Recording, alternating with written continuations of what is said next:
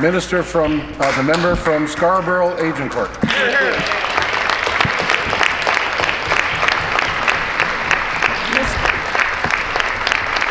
Mr. Speaker, my question is for the Minister of Education. Minister, with my experience as a former public school trustee, I know firsthand that Ontario kids excel academically. I know the test scores are up and dropout rates are down in Ontario schools.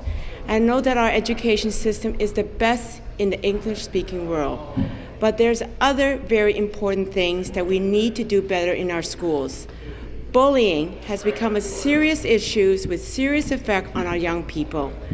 Recently, there have been several devastating stories about children taking their own lives, in part because they couldn't bear the teasing, ridicule, and bullying that they were subject to at our schools. Answer. Minister, what are you going to do to make sure that our schools are a place where kids feel safe? Good question. Minister.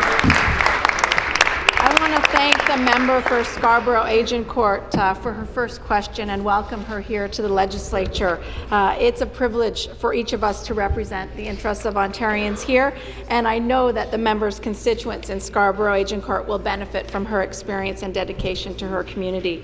Mr. Speaker, I wholeheartedly agree with the member from Scarborough-Agincourt that bullying is a very serious issue, and that's why the Premier has asked me to look what is being done and what more can do, and to look at jurisdictions around the world. We are leading when it comes to ensuring that our schools are safe and inclusive, but it is incumbent on each and every one of us, government, community, teachers, parents, to find the pathway to ensure what more can we do and how can we ensure that every single student is safe and included and welcome in Ontario schools. And that is our commitment to the people and the families of this province, Speaker. Thank you.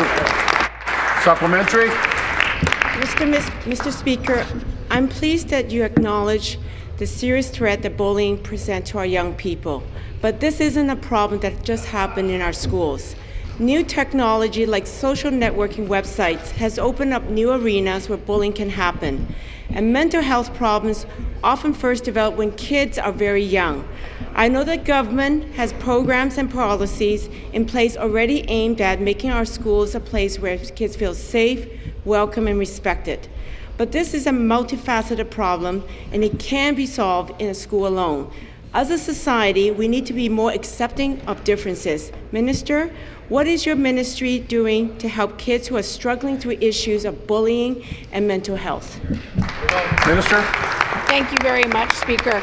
And the member is absolutely right. The issue of mental health supports is so connected to the challenges that exist in so many communities. But I want to highlight that our work on this important issue has begun.